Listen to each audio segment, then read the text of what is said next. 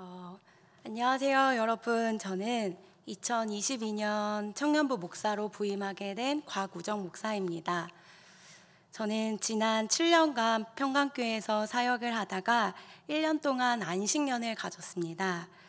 사임을 하면서 2년의 안식년을 가져야겠다고 계획을 하면서 빵도 만들어 보고 또 방송국에 취직도 하면서 올 2022년에도 비슷하게 시간을 보낼 것이라고 생각했었습니다. 그런데 저의 생각과 좀 다르게 1년이 안 되는 364일 만에, 딱 하루가 모자른 1년 만에 다시 평강교회 목회자로 돌아오게 되었습니다. 교회로 돌아올 생각은 정말 해보지 못했습니다. 더군다나 평강교회로 다시 돌아올 생각은 해보지 못했었는데, 다시 이곳 평강교회에서 여러분들을 만날 수 있고 또 얼굴을 마주할 수 있어서 정말로 반갑습니다. 그리고 또 고맙습니다. 저는 가끔씩 중요한 기도들이 있을 때는 이렇게 저의 기도 노트가 있어요. 여기에는 제가 이렇게 글씨로 쓰면서 이렇게 매일매일 이렇게 기도를 쓰는 노트가 있는데, 가끔씩 중요한 기도들을 이렇게 노트에다가 적어놓고는 합니다. 네, 평강교회 성도님들을 더 이상 볼 수 없을 거라고 저는 사임을 하면서 생각을 했었기 때문에 3개월 전에 이런 기도를 했었어요. 하나님, 평강교회 성도님들 한 분 한 분이 다 보고 싶습니다. 코로나여서 인터넷으로 사임 인사를 드리고 와서 인사도 제대로 드리지 못했습니다.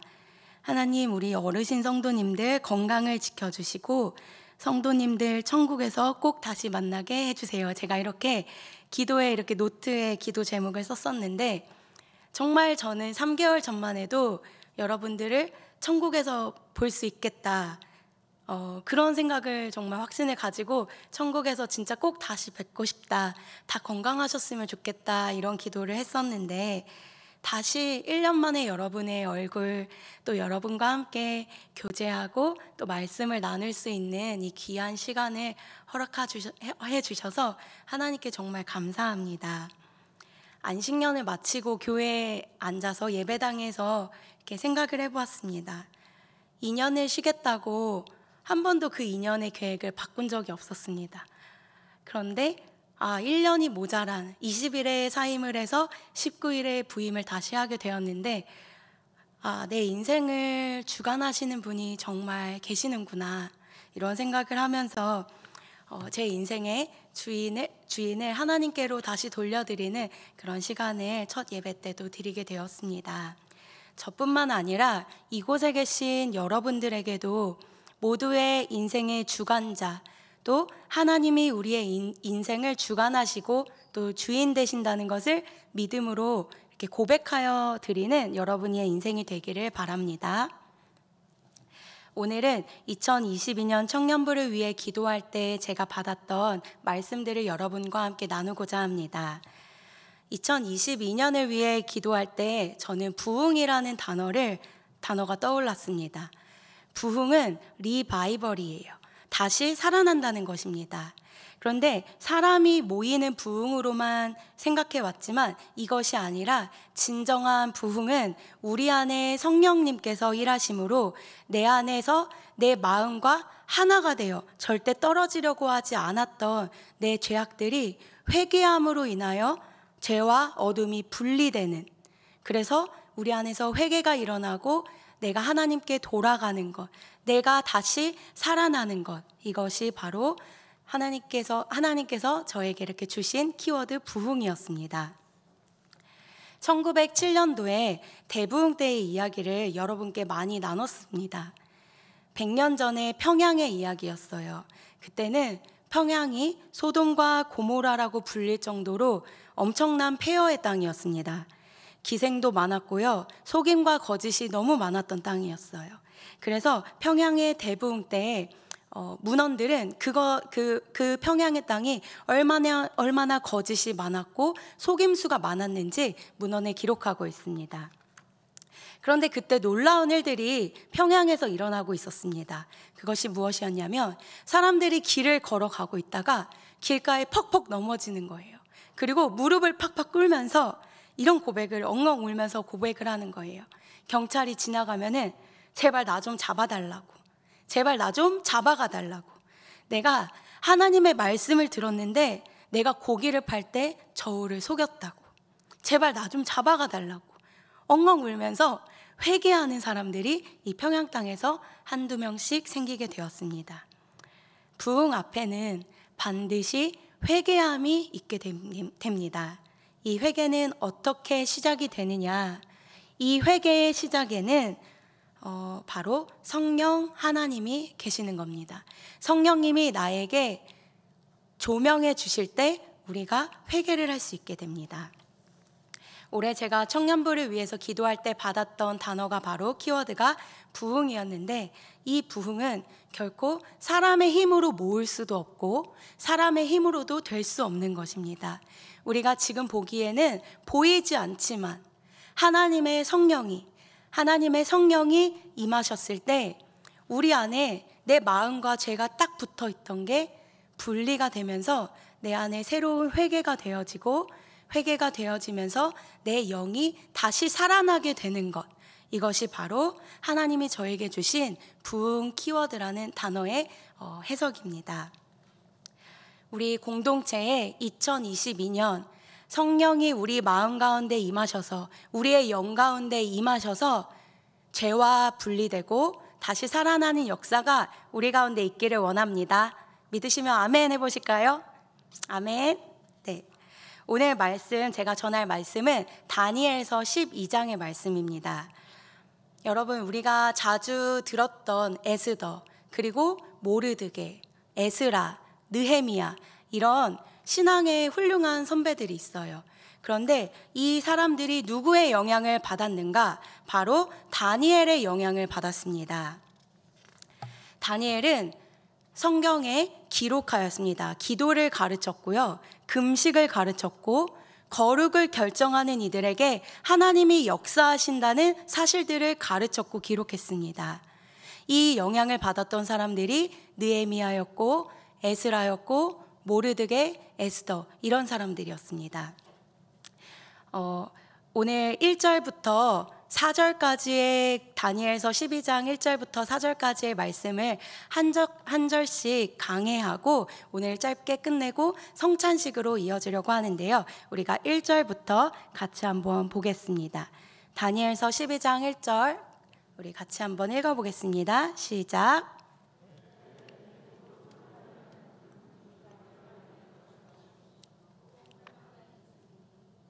네, 여기까지만 읽겠습니다. 네, 그때에, 여기 12장 1절에 보면요, 그때라는 단어가 3번 반복되어집니다. 여러분, 그런데 이 다니엘이라는 사람은요, 예수님이 오기 전 600년 전의 사람이었어요. 예수님이 누구신지, 또 예수님을 만나보지도 못했던 600년 전의 사람이었는데요, 이 다니엘이 천사를 통해서 어떤 이야기를 듣냐? 마지막 때에 어떤 일이 일어나는지에 대해서 다니엘이 듣게 되는 것입니다. 그래서 1절에 보면 그때에 내 민족을 호위하는 큰 군주 미가엘이 나올 것이라고 이야기하고 있습니다. 이 미가엘은요, 전쟁을 수행하는 천사였어요. 전쟁. 그래서 1절을 다 같이 보시면 우리 같이 한번 전체를 읽어보겠습니다. 시작. 내 민족을 호위하는 큰 군주 미가엘이 일어날 것이요, 또 환난이 있으리니 이는 개국 이래로 그때까지 없던 환난일 것이며 그때에 내 백성 중 책에 기록된 모든 자가 구원을 받을 것이라. 마지막 환난 가운데 개국 이래에 한 번도 경험하지 못한 환난이 일어난다고 성경은 기록하고 있습니다. 여기에서 개국은요, 우리 이 땅이 처음 시작된 그 이래로 한 번도 경험해보지 못했던 환난이 일어난다는 그런 계시를 받게 되었던 것입니다. 1절에만 나오는 것이 아니라요, 이 반복되는 이야기들, 이 비슷한 이야기가 예수님을 통해서도 증거됩니다. 우리 같이 한번 말씀을 읽어보겠습니다. 시작.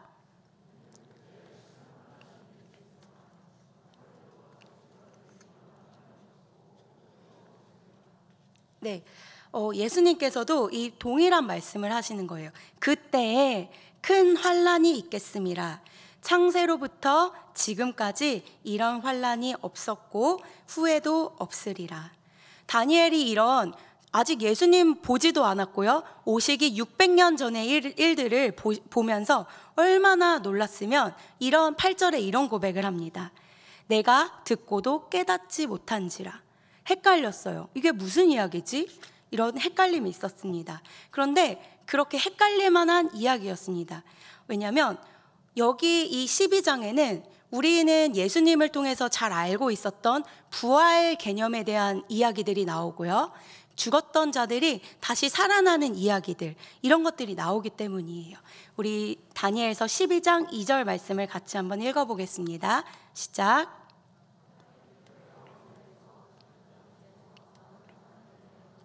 네, 여기 보면은 자는 자 중에서 깨어난다고 적혀 있어요. 자는 자 중에서.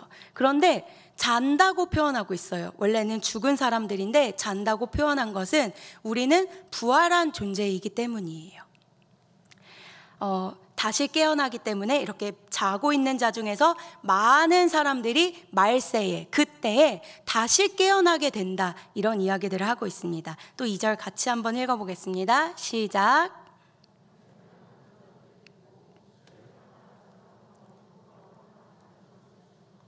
네, 그 말세에 죽었던, 잠들어 있던 많은 사람들이 다시금 깨어나는데, 그때 어떤 일들이 일어나냐면요, 부활이 일어난다는 거예요. 근데 그 부활이 어떤 부활이냐면요, 악인이든 의인이든 모든 육체가 부활을 하게 된다는 이야기예요. 하나님의 눈으로 볼 때 우리 인간들은 모두 범죄한 사람들입니다. 그래서 하나님의 눈으로 볼 때 깨끗하고 흠없는 사람은 단 한 사람도 없습니다. 그래서 자비하신 하나님이 보내주셨던 분이 누구신가? 바로 예수 그리스도이십니다. 하나님은요, 예수님을 믿는 자를 통해서 영생으로 구원을 주시겠다고 오늘 다니엘서에 약속하고 있습니다. 우리가 흠없을 수 없기 때문에 하나님이 예수님을 통해서 우리를 구원하시겠다는 약속을 바로 이 다니엘서 12장에서 하고 있는 것입니다. 우리는 신약을 통해서 이런 개념들을 많이 들어왔지만 다니엘은 예수님 태어나기 600년 전의 사람이었기 때문에 이런 개념들이 너무 놀라운 개념들이었습니다. 근데 12장 2절에 영생을 받는 자도 있겠고, 잠들어 있다가 깨어나는 그때에 영생을 받는 자도 있겠고, 또 한 부활은 어떤 부활이냐? 수치를 당하여서 영원히 부끄러움을 당할 자도 있을 것이며, 이렇게 이야기하고 있습니다. 이 두 가지 부활은 반드시 일어나는 거예요. 그때에. 그런데 다니엘서의 12장 1절에 천사가 이렇게 기록하고 있습니다. 우리 1절 다시 한번 같이 읽어보겠습니다. 시작.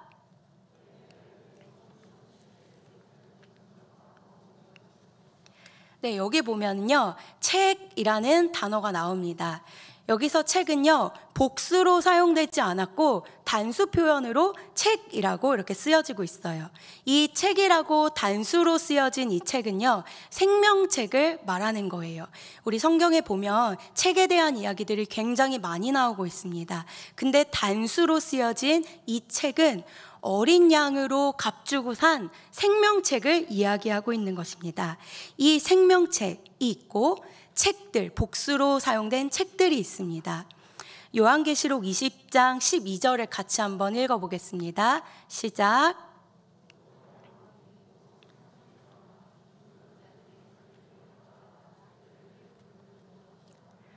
네, 여기 두 가지 책에 대한 설명이 나오는데요, 앞서 말씀드렸던 것처럼 내가 보니 요한도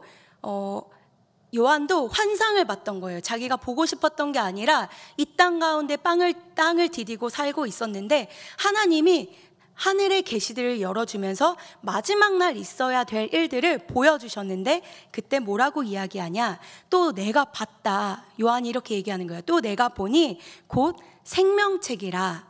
생명책을 보았습니다. 또 무엇을 보냐면 죽은 자들이 자기 행위를 따라 책들, 복수형 책들에 기록된 대로 심판을 받는 것을 내가 보았다. 그러니까 두 가지예요. 여러분 기억하실 거는 단수로 되어 있는 책은 생명책, 여러분들이 구원받는 사람들의 이름이 기록된 책, 생명책 어린 양의 보혈로 통과한 사람들이 이름이 쓰여 있는 생명책인 거고, 복수로 사용된 책들에는 여러분들이 행한 대로 기록되어 있는 심판의 책인 것입니다. 그런데 우리 평강교회 2022년 우리 평강교회 청년들, 또 여기 계신 성도님들은 책들이 아닌 생명책에 여러분들의 이름이 기록될 것을 사모하셨으면 좋겠어요. 또 생명책에 여러분들의 이름이 있음을 믿습니다. 여러분도 믿으십니까? 아멘. 우리의 이름이 그 생명책에 기록되어 있는 것입니다. 책과 책들에 대한 이야기를 다시 한번 짧게 보겠습니다. 네, 여기 보면 죽임을 당한 어린 양의 생명책에 창세 이후로 이름이 기록되지 못하고, 죽임을 당한 어린 양의 생명책에 대한 이야기가 나와요. 이게 바로 제가 아까 말씀드렸던 단수형 책입니다. 또 20장 15절에 누구든지 생명책에 기록되지 못한 자는 불못에 던져지더라.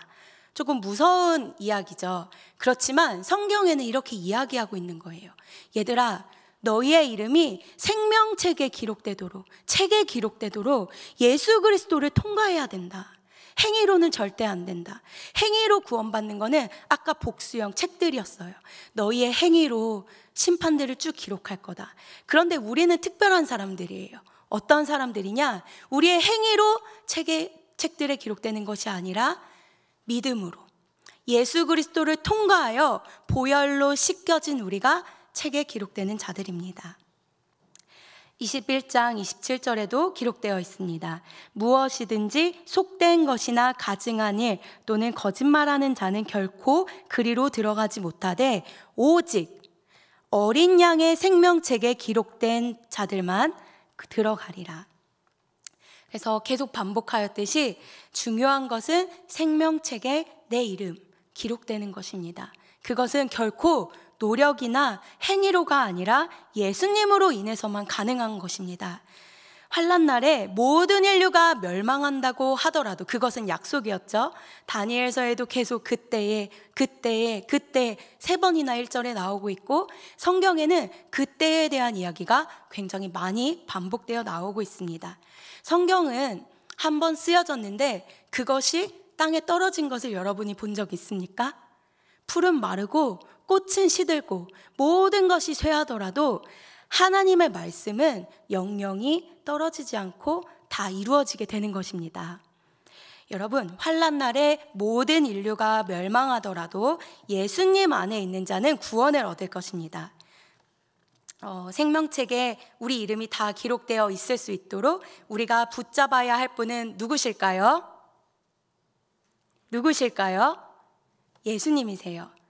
이게 아주 단순한 진리이지만요, 이번 2022년 여러분들이 생명책에 기록되는 것을 기억하면서 예수 그리스도를 통과하기를 간절히 바랍니다. 12장 3절, 이게 바로 우리 이번 2022년의 주제 말씀이에요. 같이 한번 읽어보겠습니다. 시작.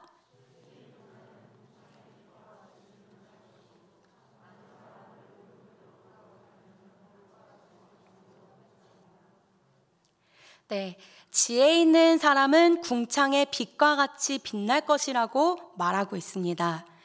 이게 성경이 우리에게 말하고 또 가르치는 우리가 살아가는 방법이에요. 이 12장 3절을 한 절 한 절씩 여러분들에게 나누려고 합니다. 첫째는 지혜 있는 자에 대해서 나누고, 두 번째는 옳은 대로 돌아오게 하는 일에 대해서 나누려고 합니다. 먼저는 첫 번째, 지혜 있는 자는 빛과 같이 빛날 거라고 했어요. 그런데 여기에서 사용된 지혜는 우리가 히브리어로 많이 사용하는 호크마가 아니에요. 여기에서 사용된 히브리어는요, 사칼이라는 히브리어 단어입니다.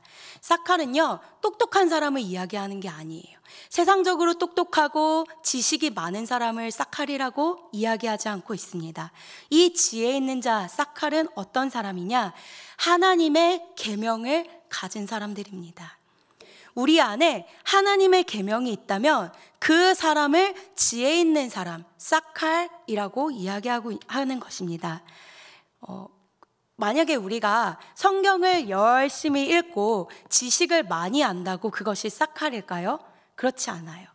예수님이 살아계시던 그 시대에 바리새인들, 율법학자들, 사두개인들이 많이 있었지만 그들이 성경에는 학자였어요. 박사였어요. 성경의 지식으로 우리가 지혜 있는 자가 되는 것이 아니에요. 나의 열심으로 성경을 백독한다고 내가 지혜 있는 사람이 되는 것이 결코 아닙니다. 그래서 2022년 우리가 지혜 있는 자는 별과 같이 빛날 거라고 했는데 그 지혜에서 우리가 붙잡아야 할 것이 무엇이냐? 바로 성령의 조명함입니다. 성령의 조명으로 우리 안에 하나님의 율법이 계시되는 것. 여기서 이 사칼에서 정말 중요한 단어가 무엇이냐면요, 성령의 조명함이에요. 그래서 지혜를 성령이라고도 우린 성경에서 동일하게 말하기도 합니다. 여러분의 열심, 지식으로 지혜 있는 자가 되는 것이 아니라 여기서 기억해야 될 것은 올 한 해 성령으로 내 안에 하나님의 계명이 내 안에 머물게 되는 것, 우리가 이것을 기억하였으면 좋겠습니다. 우리 마태복음에도 보면요, 미련한 자들은 등을 가지되 기름을 가지지 아니한다고 했고, 슬기 있는 자, 지혜 있는 자들은 그릇에 기름을 담아 등과 함께 가졌다고 하였습니다. 지혜 있는 자는요, 기름을 준비하는 사람들이에요. 그래서 성전에도 우리가 성전을 보면요, 성전의 제사장의 역할 중 하나가 무엇인가? 등불이 꺼지지 않도록 계속 매일매일 기름을 채우는 역할이 제사장이 하는 역할이에요. 제사장이 어떤 역할을 하냐면요, 등불에 불이 이렇게 켜져 있는데 그 불에 기름이 없으면 불이 꺼지잖아요. 제사장이 매일매일 하는 역할이 무엇이냐? 매일 그 성전에 올라가서 등불, 그 기름을 넣는 거예요. 그 기름이 무엇입니까? 우리에게 바로 성령이세요. 여러분, 제가 지나치도록 계속해서 여러분들에게 나누는 것, 여러분 가운데 성령의 조명하심이 없으면 아무리 성경을 연구하고 열심히 읽고 성경에 열심을 낸다 하더라도 하나님의 바른 진리를 깨달을 수 없는 것이에요. 그래서 이번 2022년 여러분들의 삶 가운데 성령이 함께 하시기를 정말 축복합니다. 아주 단순한 거지만 성령의 조명함으로 빛이 꺼지지 않는 여러분들의 인생이 되길 원합니다. 또 두 번째는요, 바로 의와 관련된 것입니다. 우리 12장 3절을 보겠습니다. 우리 말씀을 같이 한번, 네, 그 뒤에 그 뒤로 좀 옮겨주세요.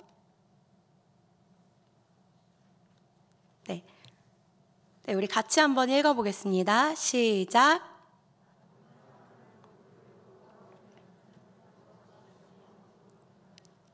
네, 여기에서 옳은 대로 돌이키게 한다라고 하고 있는데요, 이 옳은 데는 째다카라는 히브리어 단어예요.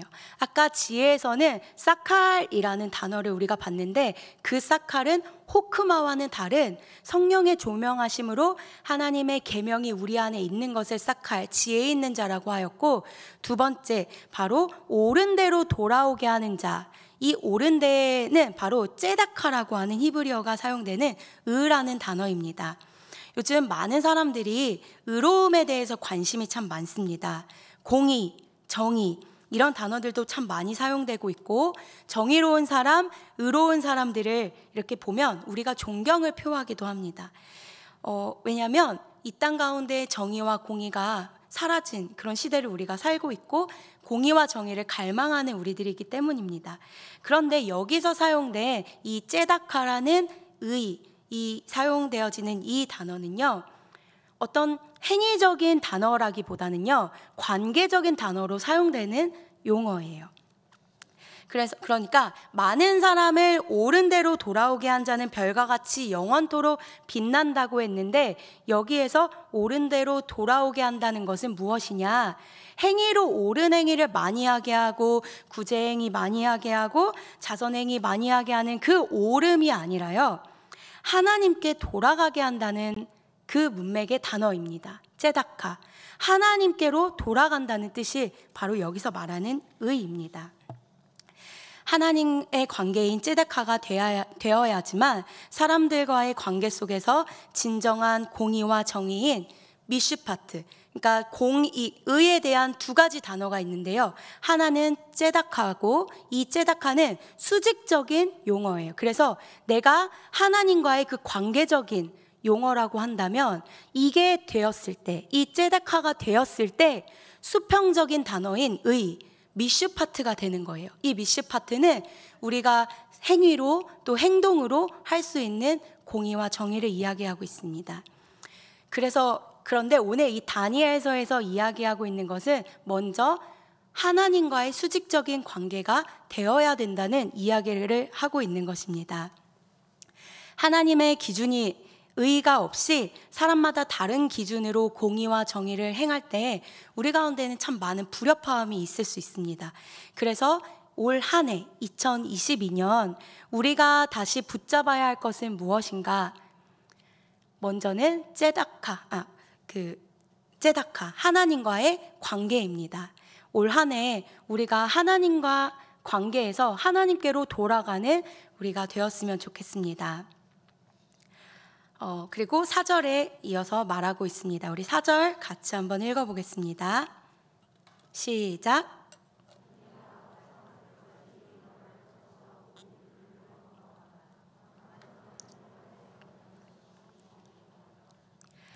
다니엘아, 마지막 때까지 이 말을 간수하고 봉함하라고 말하고 있습니다. 이 당시에 바벨론 제국 때에는요, 후대 사람들이 읽을 수 있도록 중요한 글들은 봉인하여서 도서관에 보관하곤 했습니다. 그러니까 이게 글을 인봉해서 아무에게도 보여주지 말라라는 그런 말씀이 아니라요, 끝까지 마지막까지 잘 관수하여서 후대에도 모두 읽을 수 있는 그런 책이 되도록 하라는 그런 뜻입니다. 이 계시의 말씀은요, 다니엘의 시대의 사람들만을 위한 말씀이 아니었어요. 이 다니엘서 12장은요, 그 당시 사람들에게만 주는 말씀이 아니라 이 시대를 뛰어넘어서 하나님의 백성 모두에게 주시는 계시입니다. 그래서 이 말씀들이 많은 사람들에게 읽혀지고 이것을 따르는 자들이 많을 수 있도록 천사가 다니엘에게 봉인하여 간직하라고 이야기하고 있었던 것입니다. 또 그 다음 절 12장 4절을 같이 읽어보겠습니다. 시작. 네, 여기에서 후반부에 나오는 지식이 더하리라, 많은 사람이 빨리 왕래하며 지식이 더하리라, 이거를 GNT 영어 성경으로 읽어보면요, wasting time이에요. 성경으로 보면 Many people will waste their efforts trying to understand what is happening. 그러니까 많은 사람들이 그들의 노력을 낭비할 것이다. 근데 어디에 그들의 노력을 낭비할 것이냐면요, 미래에 어떤 일이 일어나는지를 위해서, 그걸 이해하기 위해서 많은 사람들이 자기의 노력과 또 시간들을 낭비할 것이다, 이렇게 이야기하고 있습니다. 사람들이 말세에는 진리를 알기 위해서 이리저리 찾아다니는데요, 여러 교훈 또 사욕을 따를 스승을 많이 두면서 정보를 찾아다니지만 이런 것으로 우리가 하나님의 뜻 또 지혜를 알 수 없는 것입니다. 디모데후서에 보면 이렇게 이야기하고 있습니다. 때가 이르리니 사람이 바른 교훈을 받지 아니하며 귀가 가려워서 자기의 사욕을 따를 스승을 많이 두고 또 그 귀를 진리에서 돌이켜 허탄한 이야기를 따르리라. 그러나 너는 모든 일에 신중하여 고난을 받으며 전도자의 일을 하며 내 직무를 다하라. 말세에는 많은 사람들이 자기 욕심을 따라서 스승을 많이 두려고 합니다. 하나님께 돌아가지 않고요, 오히려 더 반대 방향을 향해서 허탄한 이야기들이 이게 진리가 아닌가 하고 따르기 위해서 열심을 낸다는 거예요. 이게 아까 말했던 째다카, 의가 다 다르기 때문에 내 기준으로, 하나님의 기준이 아니라 내 기준으로 옳게 살아가고 있는 것입니다. 여러분, 그래서 이번 2022년 우리가 함께 나아갈 때 지혜가 있고, 그 지혜는 성령의 조명함으로 지혜가 있는 사람이 되고, 두 번째는 우리 안에 하나님과의 그 관계가 바로 서서 우리 안에 의가 세워지는 한 해가 되었으면 좋겠습니다. 내가 세운 의가 아니라 하나님이 주시는 바른, 옳은 의가, 그 관계가 하나님 앞에 나아가는 것이 우리에게 가장 선한 뜻이고 옳은 의입니다. 그래서 우리가 2022년 그런 한 해가 되기를 소망합니다. 하나님은 지혜를 다 열어놓고 누구에게나 오픈하고 있지 않아요. 그거를 숨겨놓고 있습니다. 왜 숨겨놓을까요? 귀하기 때문이에요. 소중하기 때문입니다. 누구에게나 열려있는 것이 아니라 이 지혜를 알고자 하는 사람들이 찾을 때, 열심을 낼 때 그 지혜를 얻기 위해서 침노하고 그것을 알기 위해 노력할 때 그들에게 열리는 것입니다. 그래서 감추인 보화를 찾아낸 사람, 그걸 기억하십니까? 어떤 한 사람이 밭에 감추인 보화를 찾았을 때 자신의 전 재산을 다 팔아서 그 밭을 삽니다. 그런 노력, 그것이 우리 안에 있기를 원합니다. 지혜 있는 자만이 그 시대를 값주고 살 수 있게 됩니다. 하나님의 때를 값주고 사는 거예요. 그냥 우리가 열심히 노력 안 하고 우리가 성령님께 구하지 않고 그냥 살아가고 있다고 해서 그 보화가 내게 얻어지는 것이 아닙니다. 그 진주와 보화와 값진 지혜와 은은요, 감추인 보화를 찾아냈을 때 너무 기뻐서 나의 모든 전 재산과 시간을 다 팔아 그것을 얻기 위해 노력했던 그 열심과 노력이 우리 가운데 있어야 하는 것입니다. 그래서 올 한 해 또 우리의 삶이, 또 우리의 신앙이 그렇게 값진 것을 찾고 구하는 한 해가 되었으면 좋겠습니다. 마지막으로 이제 결론을 맺고 성찬에 같이 참여하는 시간을 갖겠습니다. 오늘은 아주 짧게 다니엘서 1장부터 4절까지의 말씀을 한 절 한 절씩 나눴습니다. 그래서 어떤 메시지와 결론보다는 우리가 1년 동안 이런 삶을 살았으면 좋겠다 하는 저희 그 메시지를 나눴는데요. 첫째는 지혜였고 둘째는 의였습니다. 이것은 인간의 방법, 행위, 또 열심으로 할 수 없고 성령의 조명하심이 있을 때 우리가 이것을 얻을 수 있다는 것을 나눴습니다. 여러분들의 이 올 한 해가 많은 사람들을 옳은 곳, 하나님의 그 관계 속으로 인도하는 여러분들의 삶이 되었으면 좋겠고, 여러분들이 성령으로 말미암아 여러분들 안에 옳은 지혜가 있기를 기도드립니다.